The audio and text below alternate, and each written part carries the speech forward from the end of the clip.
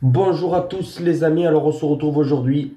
C'est la dernière vidéo de cette Euro 2024 où on va faire le pronostic de la finale entre l'Espagne et l'Angleterre. Si vous avez vu ma simulation de l'Euro 2024 il y a à peu près 6 semaines, j'avais dit que l'Angleterre serait en finale. J'aurais pensé plus à une finale Angleterre-Allemagne et finalement ça va être une finale Angleterre-Espagne. L'Espagne qui peut aller chercher son quatrième titre européen et cette équipe d'Angleterre peut aller chercher son premier titre européen et un titre depuis la Coupe du Monde de 1966. Ça serait le premier titre depuis quasiment des années pour l'Angleterre, alors que pour l'Espagne, ça ferait quasiment à peu près 12 ans qu'ils n'ont pas gagné un titre. Alors ça va être une très belle finale, surtout un duel entre Yamal qui a seulement 16 ans et Bellingham qui a 21 ans. C'est les futurs pépites, même si Bellingham il est en course aussi pour le Ballon d'Or 2024. Je pense que ça va être une finale vraiment magnifique à regarder. Deux styles de jeu, l'Espagne avec la technique. L'Espagne qui va essayer de dominer ce match face à une équipe d'Angleterre qui va vouloir être plus défensif.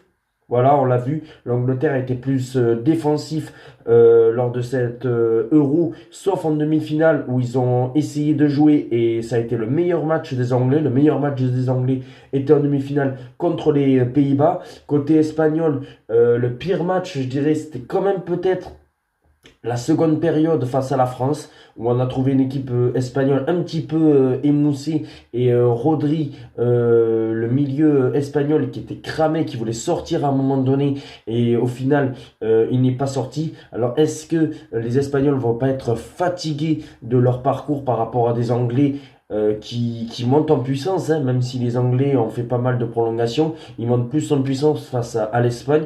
Je pense que ça va être un match assez tactique. Je pense que ça va être une finale qui...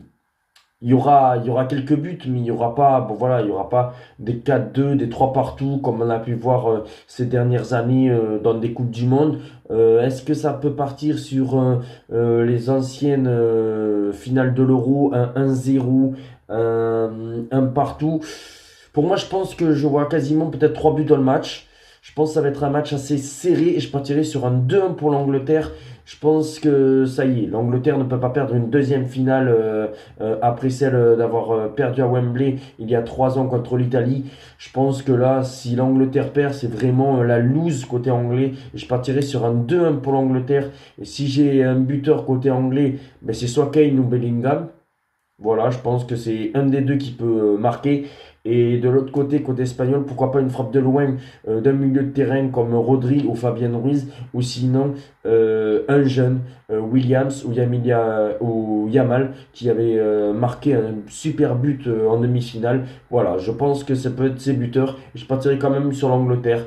Voilà, je pense que l'Angleterre ne peut pas perdre une deuxième finale après celle perdue en 2020. Dites-moi en commentaire votre pronostic de cette finale d'Euro. Maintenant, on fait une petite pause. Voilà, je me repose et je reviendrai, je pense, fin juillet, début août pour commencer à faire bien sûr les pronostics de la Première Ligue, de la Bundesliga, de la Ligue 1, de la Serie A, de la Liga, bon voilà, des 5 grands championnats. Ciao les amis!